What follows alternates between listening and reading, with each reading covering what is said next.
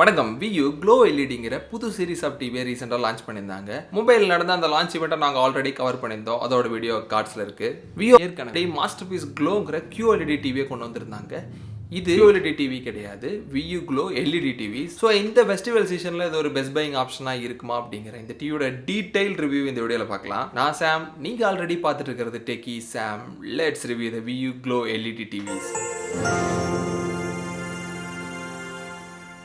TV எப்படி இருக்குன்னு பார்க்கறதுக்கு முன்னாடி டிவியோட அன்பாக்சிங்கை குயிக்காக பார்த்துடலாம். எப்பவும் போல் வியூ குவாலிட்டியான பாக்ஸில் டிவியை பேக் பண்ணியிருக்காங்க. பாக்ஸோட ஃப்ரண்ட் அண்ட் பேக் சைடு ரெண்டுலையும் டிவியோட பிக்சோரியல் ரெப்ரசன்டேஷன் தவிர வேறு எந்த டீட்டெயிலும் பெருசாக கொடுக்கல. நாங்கள் இந்த டிவியை ஃப்ளிப்கார்ட்டில் வாங்கியிருந்தோம். ஓப்பன் பாக்ஸ் டெலிவரி பற்றின டீட்டெயில் இருக்கிற ஸ்டிக்கரை ஃப்ளிப்கார்ட் இதில் ஒட்டியிருக்காங்க. டிவி பாக்ஸ்குள்ளே என்னெல்லாம் இருக்குன்னு பார்த்தோம்னா மெயினாக டிவி யூனிட், அடுத்து டிவியை டேபிளில் வைக்கிறதுக்கான ஸ்டாண்ட்ஸ் ரெண்டையும் டிவியோட வெயிட்டை தாங்குற மாதிரியான மெட்டலில் கொடுத்துருக்காங்க. டிவியை செவுத்தில் மாட்டுறதுக்கான வால் மவுண்டிங் கிட்டும் பாக்ஸ்லேயே இருக்குது. அடுத்ததான் கொஞ்சம் டிஃப்ரெண்ட்டான டிசைனில் டிவியோட ரிமோட் இருக்குது. அடுத்ததாக single pin to 3 pin AVI converter cable கொடுத்துருக்காங்க. ஸோ அடுத்ததாக யூசர் மேனுவல் புக், அதுக்குள்ளே பேசிக்காக வாரண்டி கார்டுக்கான டீட்டெயிலும் கொடுத்துருக்காங்க. டிவியை செவுத்தில் மாட்ட போகிறோன்னா அது எப்படி மாட்டணும் அப்படிங்கிறக்கான ஒரு இன்ஸ்ட்ரக்ஷன் பேப்பரும் கொடுத்துருக்காங்க. பட் இது நம்மளுக்கு தேவைப்படாது. ஏன்னா டிவியை ஆன்லைனில் வாங்கும்பொழுது எந்த கம்பெனியாக இருந்தாலும் அவங்களே டேரெக்டாக வீட்டுக்கு வந்து நம்ம வால் மவுண்ட் வேணுமா, டேபிள் மவுண்ட் வேணுமாங்கிற நம்ம தேவைக்கு ஏற்ப இன்ஸ்டாலேஷன் பண்ணி கொடுத்துருவாங்க. அதுவும் ஃப்ரீ ஆஃப் காஸ்ட்டில். ஒருவேளை வால் மவுண்டிங் கிட் டிவியோட பாக்ஸில் இல்லைனா அதுக்கு மட்டும் நம்ம பே பண்ண வேண்டியிருக்கும். இந்த டிவியில் வால் மவுண்டிங் கிட் பாக்ஸ்லேயே கொடுத்துட்றாங்க. ஸோ இன்ஸ்டாலேஷனுக்கு எந்த எக்ஸ்ட்ரா காஸ்ட்டும் செலவு பண்ண தேவையில்லை. ஸோ இதெல்லாம் தான் இந்த டிவியோட பேசிக் ஸ்பெசிஃபிகேஷன். நாங்கள் இங்கே வச்சிருக்கிற டிவியோட சைஸ் 50 இன்ச். இது தவிர இந்த சீரீஸில் 55 இன்ச் அண்ட் 65 இன்ச் இப்போ அவைலபிளாக இருக்குது. 43 இன்ச் டிவியை தீபாவளிக்கு கொண்டு வரதா வியூ சொல்லியிருக்காங்க. ஸோ இந்த 4 வேரியண்ட்லேயும் இந்த ஸ்பெசிஃபிகேஷன் காமனாக தான் இருக்கும். சைஸ் அண்ட் வெயிட் தவிர 43 இன்ச் டிவியில் மட்டும் 104 வாட் ஸ்பீக்கர் கிடையாது, கம்மியாக இருக்கும். டிவியோட டிசைன் அப்படின்னு பார்க்கும்பொழுது மினிமலான திக்னஸோட ஃப்ரேம் பிளாஸ்டிக்கில் கொடுத்துருக்காங்க. சின்னதான பெசலோட இருக்குது டிவியோட டிஸ்பிளே. டிவியோட ஃப்ரேம் தனியாக வெளியே நீண்டு இல்லாமல் சைட்லேருந்து பார்க்கும்பொழுது டிவியோட டிஸ்பிளேவும் ஃப்ரேமும் ஒரே ஏஜில் இருக்கிற மாதிரியான டிசைன் பண்ணியிருக்காங்க. கூடவே டிவியோட டிஸ்பிளே எந்த வாபலும் இல்லாமல் பக்காவாக ஃபிட் ஆகிருக்கு. டிவியோட லெஃப்ட் ரைட்டு டாப் 3 சைட்லேயுமே பெசல்ஸ் அண்ட் ஃப்ரேம்ஸ் ஒரே மாதிரி சிமெட்ரிக்கலான சைஸில் கொடுத்துருக்காங்க. பாட்டம் பெசல் மட்டும் கொஞ்சம் திக்காக இருக்குது. பாட்டம் பெசலோட சென்டரில் வியூவோட லோகோ இருக்குது. வியூவோட லோகோக்கு கீழே ஃபார் ஃபீல்ட் கம்யூனிகேஷன் மைக், அதுக்கான LED இண்டிகேட்டர் ஆஃப் ஆன் சுவிட்ச் இருக்குது. கூடவே டிவியை ஆன் ஆஃப் பண்ணிக்கிற சுவிட்சும் அந்த இடத்துல கொடுத்துருக்காங்க. பேக் சைடுன்னு பார்க்கும்பொழுது பிளாஸ்டிக்கில் கொடுத்துருக்காங்க. பேக் சைடோட சென்டர் போர்ஷன் எம்டியாக இல்லாமல் பெட்டியான டிசைனில் இருக்குது. இந்த டிவி இந்த ரிவ்யூக்கு அப்புறம் நாங்கள் வால் மவுண்ட் பண்ண போகிறதால அதோட அக்சரிஸை இங்கே மாட்டியே வச்சுருக்கோம். டிவியோட பேக் சைடில் இருக்கிற முக்கியமான விஷயம் அப்படின்னு பார்க்கும்பொழுது கனெக்டிவிட்டி போர்ட்ஸ். ஒரு சைடில் தனியாக கழட்டி மாற்ற மாதிரியான பவர் கார்டு கொடுத்துருக்காங்க. டிவியோட டைரக்ட் பேக் சைடில் இன்டர்நெட் கனெக்ட் பண்ணுறதுக்கான RJ45 போர்ட்டும் அதே மாதிரி ஆப்டிக்கல் அவுட்புட் போர்ட்டும் இருக்குது. இந்த RJ45 ஆப்டிக்கல் அவுட்புட்டுக்கு டிவியை செவுத்தில் மாட்டிருக்கும் போது அந்த பின்ஸ் இடிக்காமல் இருக்கிறதுக்காக கட் அவுட் மாதிரியான ஒரு டிசைனில் கொடுத்துருக்காங்க இந்த போர்ட்ஸை. டிவியோட இன்னொரு சைடில் HDMI, USB மாதிரியான மற்ற எல்லா கனெக்டிவிட்டி போர்ட்ஸும் கொடுத்துருக்காங்க. இங்கே இருக்கிற 3 HDMI போர்ட்டில் 1 eARC காம்பேக்டபிள் அண்ட் இந்த 3 HDMI போர்ட்லையுமே 4K 60 Hz இருக்கிற இன்புட் சோர்ஸை கனெக்ட் பண்ணிக்க முடியும். AV இன்புட்டுக்கு சிங்கிள் பின் தான் கொடுத்துருக்காங்க. நம்ம ஆல்ரெடி அன்பாக்சிங்கில் பார்த்த single pin to 3 pin connector இந்த இடத்துல யூஸ் பண்ண வேண்டியிருக்கோம். பட் நாங்கள் இங்கே ரெக்கமெண்ட் பண்ணுறது என்னன்னா, இது பெரிய சைஸ் 4K பேனல் இருக்கிற டிவி. ஸோ முடிஞ்ச வரைக்கும் HDMIயில் கண்டென்ட்டை பார்க்க ட்ரை பண்ணுங்கள். ஏன்னா AV அண்ட் ட்ரெடிஷ்னல் இன்புட்டில் குவாலிட்டி அவ்வளோ நல்லா இருக்காது. வைடு ஹெட்ஃபோன்ஸாக டேரெக்டாக கனெக்ட் பண்ணுறதுக்கு இல்லை ஆக்ஸ் கேபிள் வழியாக ஆடியோ அவுட்புட் எடுக்கிறதுக்கான 3.5 mm ஜாக் இருக்குது. வயர் இல்லாமல் வயர்லெஸ்லையும் ஹெட்ஃபோன்ஸ் இந்த டிவி கூட கனெக்ட் பண்ணிக்க முடியும். கனெக்ட் பண்ணுறதுக்கான ப்ளூடூத் வெர்ஷன் 5.1 கொடுத்துருக்காங்க. USBயில் பென்ட்ரைவ் ஹார்ட் டிஸ்க் மாதிரியான ஸ்டோரேஜ் டிவைஸ் கனெக்ட் பண்ணுறது தவிர கீபோர்டு மவுஸ் மாதிரியான அட்டாச்மெண்ட்டையும் கனெக்ட் பண்ணிக்க முடியும். வைஃபைல 2.4 GHz அண்ட் 5 GHz ரெண்டுக்குமே சப்போர்ட் இருக்குது. எங்ககிட்ட இருக்கிற 2.4 GHz 100 Mbps ஸ்பீட் இருக்கிற வைஃபையை நாங்கள் இதில் கனெக்ட் பண்ணி பார்த்தோம். பில்டினாக இருக்கிற ப்ரௌசர் அண்ட் ஸ்பீட் டெஸ்ட் ஆப்ஷன்ஸில் ஸ்பீடு கனெக்ட் பண்ணும்போது வந்த ரிசல்ட்ஸ் இது. நாங்கள் பயன்படுத்துகிற வரைக்கும் வைஃபைல எந்த டிஸ்கனெக்ஷனும் ஏற்படல. கனெக்ஷன் நல்லா ஸ்டேபிளாகவே இருந்தது. அண்ட் OTT ஆப்ஸ்லேயோ அல்லது யூடியூப்லேயோ எந்த ஸ்லோ டவுனோ பஃபரிங்கோ இன்டர்நெட்னால ஏற்படல. அடுத்த டிவியில் இருக்கிற ரொம்ப முக்கியமான விஷயமான டிஸ்பிளேன்னு பார்க்கும் பொழுது மோஸ்ட் ஆஃப் தி கண்டென்ட்டில் பார்க்குறப்போ பிளாக் லெவல் நல்லா டீப்பாகவே இருந்தது. QLED அளவுக்கு இல்லை, கண்டிப்பாக இருக்கவும் முடியாது. ஏன்னா இது LED டிஸ்பிளே தான். பிக்சர் செட்டிங்ஸில் நிறையவே ப்ரீசெட்ஸ் கொடுத்துருக்காங்க. அதையெல்லாம் காம்ப்ளிமெண்ட் பண்ணுற விதமாக ஆம்பியன்ட் லைட் சென்சாரும் இருக்குது. இந்த ஆம்பியன்ட் லைட் சென்சார் இருக்கிறதால டிவியோட பேக் லைட்டோட பிரைட்னஸ் டே அண்ட் நைட் அல்லது ரூமோட வெளிச்சத்துக்கு தகுந்த மாதிரி அட்ஜஸ்ட் ஆகுது.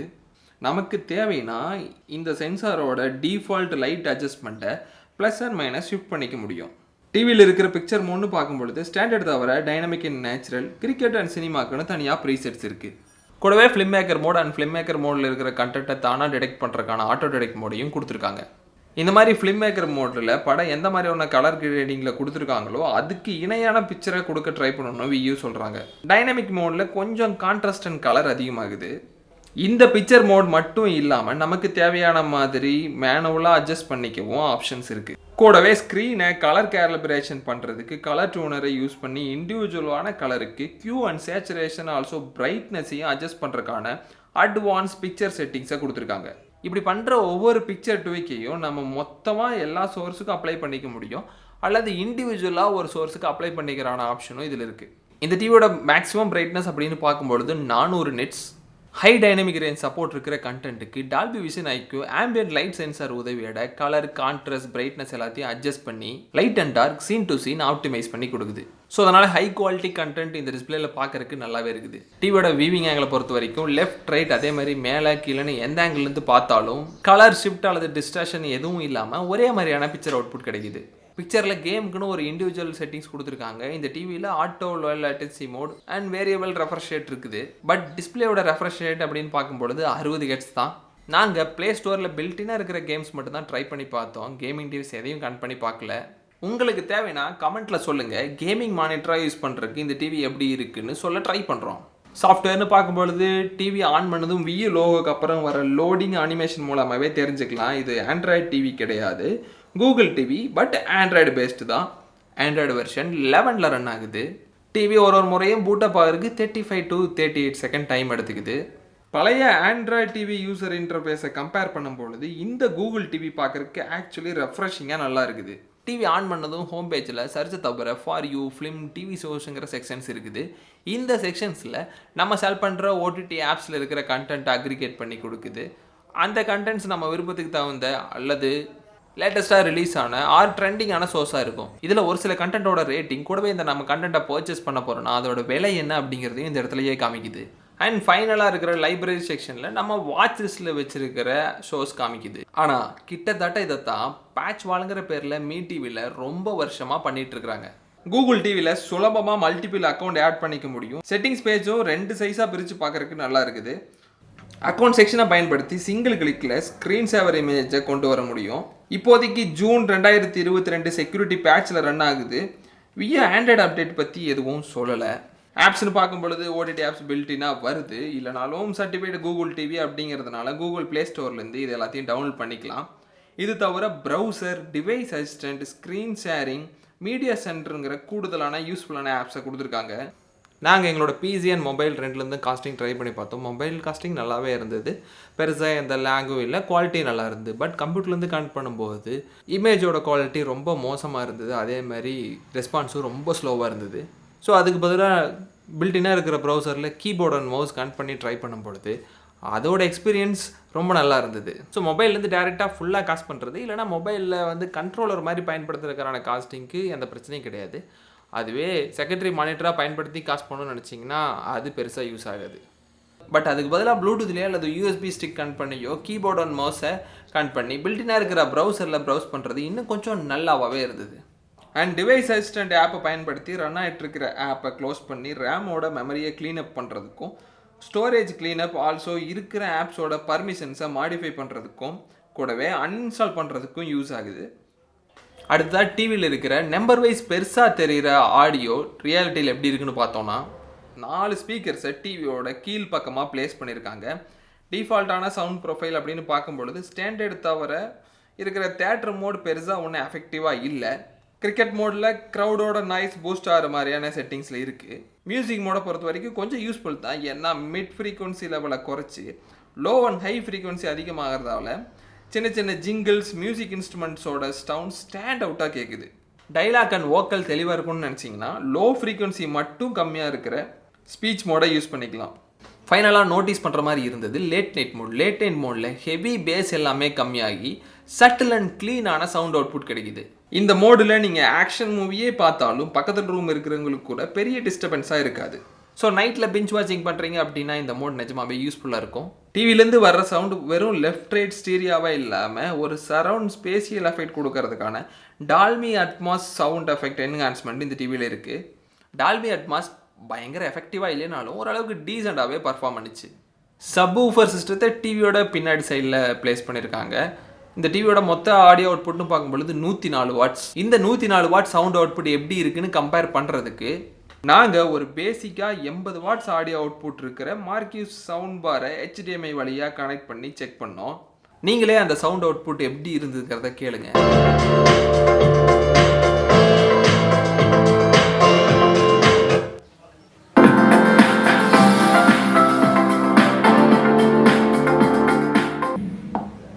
With powerful moving audio that transcends from channels. Sound அவுட்புட்டோட குவாலிட்டிங்கிறது எவ்வளோ ஹாலோ ஸ்பேஸ் இருக்கோ அதை வச்சு தான் முடிவு பண்ண முடியும், வாட்ஸை வச்சு கிடையாது.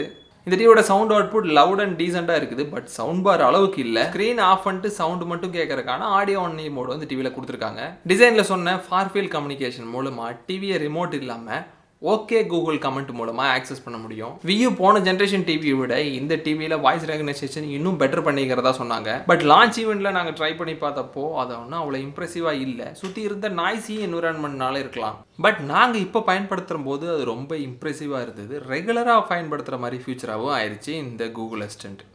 மோஸ்ட் ஆஃப் த டைம் பேசுகிறத ரெகனைஸ் பண்ணுறதுல எந்த பிரச்சனையும் இல்லை, கரெக்டாக கேப்சர் பண்ணிச்சு. இந்த ஃபார் ஃபீல்ட் கம்யூனிகேஷன் மைக்கை பயன்படுத்தி கூகுள் அசிஸ்டன்ட் ஆக்டிவேட் பண்ணி அலாரம் வைக்கிறது, ஒரு பர்டிகுலர் ஆப்பை ஓப்பன் பண்ணுறது தவிர வால்யூம் அதிகம் பண்ணுறது, குறைக்கிறது, மியூட் பண்ணுறது, இல்லை ஒரு பர்டிகுலர் லெவலான வால்யூம் லெவலுக்கு செட் பண்ணுறதையும் செஞ்சுக்க முடியும். அண்ட் அது கூடவே ஓடிடி ஆப்ஸ் அல்லது யூடியூப்பில் கூட ஏதோ ஒரு கண்டென்ட் ப்ளே ஆகிட்டு இருக்கும் பொழுது அதை ப்ளே அல்லது பாஸ் பண்ணிக்கவும் முடியும். ஸோ இந்த மாதிரி அடிக்கடி ரிமோட் தேவைப்படுற விஷயங்கள் வாய்ஸ்லேயே பண்ணிக்கிறது ரொம்ப ஈஸியாக இருந்தது. டிவைஸ் அசிஸ்டன்ட் ஆப்பில் பார்த்த மாதிரி இதில் ஹார்ட்வேர் பார்க்கும் பொழுது 16 GB ஆஃப் இன்டர்னல் மெமரி இருக்குது அண்ட் 2 GB ஆஃப் ரேம் கொடுத்துருக்காங்க. டிவி இனிஷியல் செட்டப் முடிச்சதுக்கு அப்புறமா யூஸ் பண்ணும்போது யூஏ கொஞ்சம் லேக் அண்ட் ஸ்லோவாக இருக்கிற மாதிரி இருந்தது. பட் அந்த டைமில் ஆப்ஸ் இன்ஸ்டாலேஷன் அல்லது ஆப்டிமைஸ் ஆகிட்டு இருந்திருக்கலாம். ஏன்னா அதுக்கப்புறம் யூஸ் பண்ணும்போது யூஏல எந்த லேகும் பெருசாக நாங்கள் எக்ஸ்பீரியன்ஸ் பண்ணல. வியூ இதில் இருக்கிற ப்ராசர் என்னங்கிறத எக்ஸாக்டாக மென்ஷன் பண்ணல. வியூ க்ளோ ஏஐ ப்ராசர்னு சொல்லியிருக்கிறாங்க. கூடவே ஜிபியூ யூனிட்டும் இருக்குது. ப்ளே ஸ்டோரில் இருக்கிற ஆஸ்பால்ட் மாதிரியான கேமை ட்ரை பண்ணி பார்த்தோம். பர்ஃபார்மன்ஸ், கிராஃபிக்ஸ், கேம் ரெஸ்பான்ஸ் எல்லாமே எதிர்பார்த்ததை விட பெட்டராக இருந்தது. எந்த ஃப்ரேம் ட்ராப்பும் இல்லை. ஓடிடி ஆப்ஸில் மட்டும் இந்த 10 செகண்ட் ஃபாஸ்ட் ஃபார்வேர்டு அல்லது ரிவர்ஸ் பண்ணும் பொழுது ஒரு சின்ன மில்லி செகண்ட் டிலே இருந்த மாதிரி இருந்தது. மற்றபடி யூசர் இன்டர்ஃபேஸ் ஸ்மூத்தாகவே இருக்குது.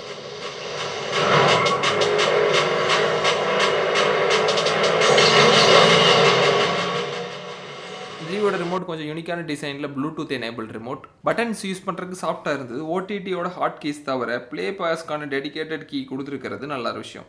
அண்ட் இந்த ரிமோட் அதுவே சுயமாக நிற்கிற மாதிரி டிசைன் பண்ணியிருக்காங்க. ஸோ இந்த டிவியோட இன்ட்ரடியூசரி ப்ரைஸ் அப்படின்னு பார்க்கும்பொழுது 50 இன்ச் டிவி 34,000, 55 இன்ச் டிவி 39,000, அதே மாதிரி 65 இன்ச் டிவி 58,000. இந்த ஃபெஸ்டிவல் சீசனில் பேங்க் ஆஃபர்லாம் பயன்படுத்தி இதை விட கம்மியான விலைக்கே கிடைக்க வாய்ப்பு இருக்குது. மேலே சொன்ன எல்லாமே உங்களுக்கு சாட்டிஸ்ஃபையான பட்சத்தில் இந்த டிவி ஒரு நல்ல டீலாகவே இருக்கும். இந்த டிவி ஃப்ளிப்கார்ட்டில் அவைலபிள். நீங்கள் பார்க்குறக்கும் வாங்குறதுக்குமான லிங்க்ஸ் டிஸ்கிரிப்ஷன் பாக்ஸில் இருக்குது, செக் பண்ணிக்கோங்க. இந்த டிவி பற்றி நீங்கள் என்ன நினைக்கிறீங்க அல்லது ஏதாவது டவுட் இருந்தாலும் கமெண்ட்டில் சொல்லுங்கள், நாங்கள் ரெஸ்பாண்ட் பண்ண ட்ரை பண்ணுறோம். உங்கள் ஃபேமிலி அண்ட் ஃப்ரெண்ட்ஸ் யாராவது இந்த டிவியோட ரிவ்யூ தெரிஞ்சுக்கணும்னு நினச்சிங்கன்னா அவங்கள்ட்ட இந்த வீடியோவை ஷேர் பண்ணுங்கள். அண்ட் இந்த வீடியோ யூஸ்ஃபுல்லாக அந்த பட்சத்தில் லைக் பண்ணுங்கள். அடுத்த வீடியோவில் பார்க்கலாம். பபாய்.